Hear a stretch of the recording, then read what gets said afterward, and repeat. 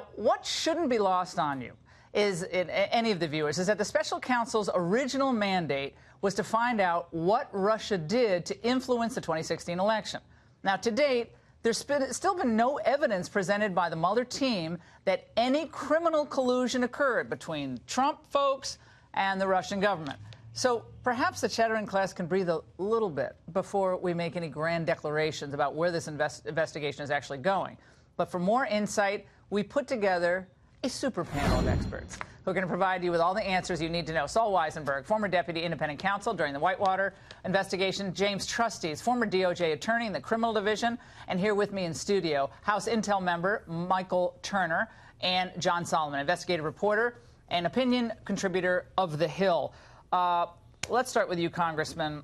Where we are right now seems like leaps and bounds beyond what we were led to believe when this entire thing kicked off, when Jeff Sessions recuses, Rosenstein steps in, seems to have a real meltdown, decides, got to appoint a special counsel, and here we are all this time later with like a 72-year-old guy, looks like he might, get charged with something, old Roger Stone kicking around, and now we have this deal with Michael Cohen. Well, you have an excellent point about what the original mandate was of the special counsel. And when the news first broke, it looked like it was an exciting story about Michael Cohen and being, coming forward with a guilty plea about lying.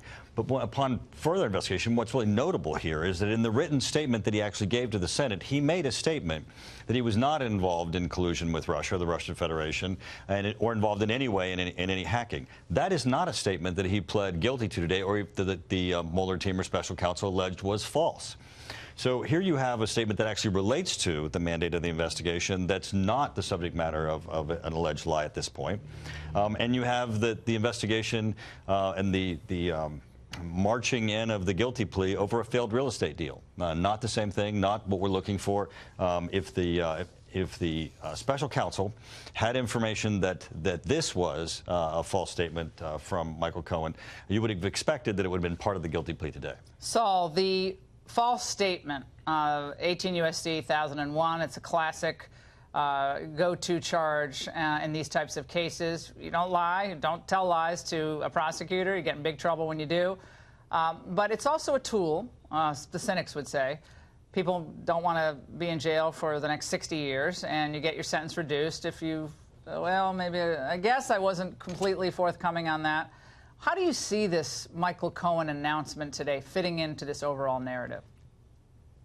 If you actually look, Laura, at the plea agreement and at the criminal information, there's absolutely nothing that implicates President Trump in a crime.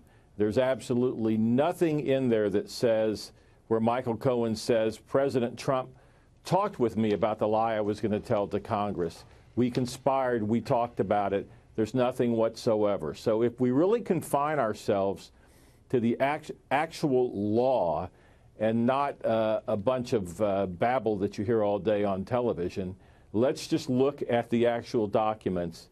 It doesn't implicate President Trump in any way, which brings up the question of why he was so angry if he'd been told about this and why he came out and said, Cohen's nothing but a liar, he's lying. All Cohen said is that I lied to Congress. He didn't say that President Trump helped me lie. So there could be all kinds of things that Mueller is keeping quiet from us that we don't know about, that Cohen has told him. That's possible, but that's the realm of speculation. Let's talk about reality, and reality is this is a nothing burger. But, John Solomon, to listen to Congressman on the other side of the aisle today, Eric Swalwell, one of our favorites, I want you to listen to what he said about where this is all going. Let's watch. All right. I believe they are obstructing the collusion. And again, this is where Donald Trump will say, oh, they're just trying, to bring him up on lies. Well, only guilty people lie. And what they're trying to protect is that the president, his family, his businesses, and his campaigns sought dirt on Hillary Clinton from the Russians and sought to do a big deal in Moscow at the time of the campaign. And when they were confronted about it, they lied. Where I come from, that's collusion. John. I don't know where it comes from, but it isn't collusion. Let's take a look at what happened today. The president's attorney admitted to lying about a business deal that would have been perfectly legal, maybe stupid, but perfectly legal if it went through.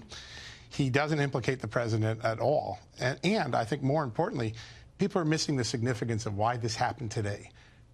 Bob Mueller waited and waited to see what the president would say in his answers, to see if he could catch him in a perjury trap. He didn't. The president answered in a way that was consistent with the evidence, so that he's cleaning up now and finishing up his Cohen investigation. That's what went on today. Now, James, how would you, as a prosecutor in the criminal division, treat a witness like Cohen, who's obviously, he was trading on the president's name? He strikes me as somebody who loved being close to power, and he knew Trump, obviously. Helped him, as the president said, what a big favor years ago. But how do you treat him, given his admitted slipperiness with the truth and the facts? Right. Well, look, you have to go into it knowing that you're kind of engaging in snake wrestling. And as much as a private attorney, as a defense attorney, I would relish the idea of cross-examining this guy. I mean, he's a lawyer who betrayed his client, who said he'd take a bullet, didn't mean that. Has now admitted criminal culpability that is his own culpability, and now he's trying to get a break from the judge. So there's a million very stock great things you can cross-examine on. But I have to say, some of the prosecutors on that team know their way around the courthouse. Greg Andres would put mobsters on the stand who had a lot of baggage, too. So they're not blind to the fact that this guy is kind of a horrible character and not instantly likable by many outside his family. And James, so they have he has tapes, right? We've forgotten that he has tape recordings. He has tape recordings, apparently. Well, that's the thing. We don't know what they have. If he has either documents, we don't. But if he has emails, documents, some powerful corroboration, you might actually be able to overcome all of the initial dislike and more importantly, disbelief of Michael Cohen that you're going to have as a juror.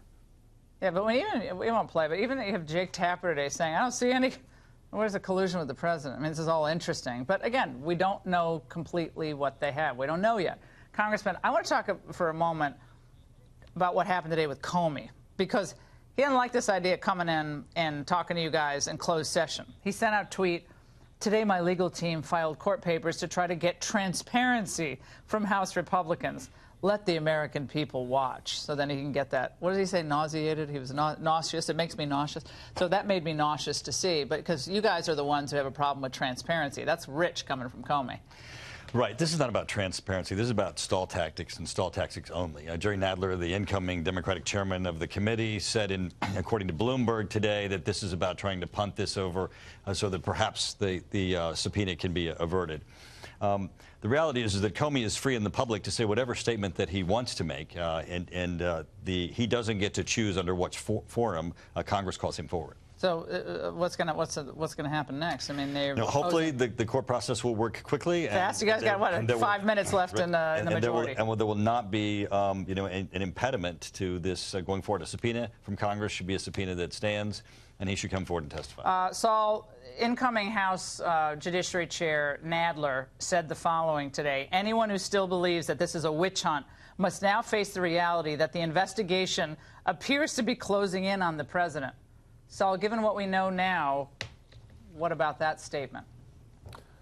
Well, number one, I've never thought it was a witch hunt, but there's certainly nothing, again, in the official papers that have been released that we look at, which is how Mueller explains things to people, that would indicate that they are closing in on the president. I'd like to make another point about Cohen. Cohen's case has already been, his Mueller case has already been reassigned to the New York judge who handled his original case. Now, the sentencing range in his case in New York was, with the Southern District, was 46 to 57 months. Could be as high as 63 months. By consolidating these for sentencing, he has the potential to actually get probation, because Mueller's giving him a 5K1 for cooperation, which is a very significant thing. And so they are consolidated for sentencing. That judge in the New York case, in the Southern District case, will sentence together. There's a whole grouping concept in the guidelines, and at the end of the day can say, wow, your cooperation with Mueller was so great, you're going all the way down to probation. Now, his attorneys could have argued for that anyway, but when you have a 5K1 from the government, that's a huge thing. So keep your eye on that. Well, we're working on booking him, so thank you. We prefer to interview him in studio and not in jail, so thank you so much.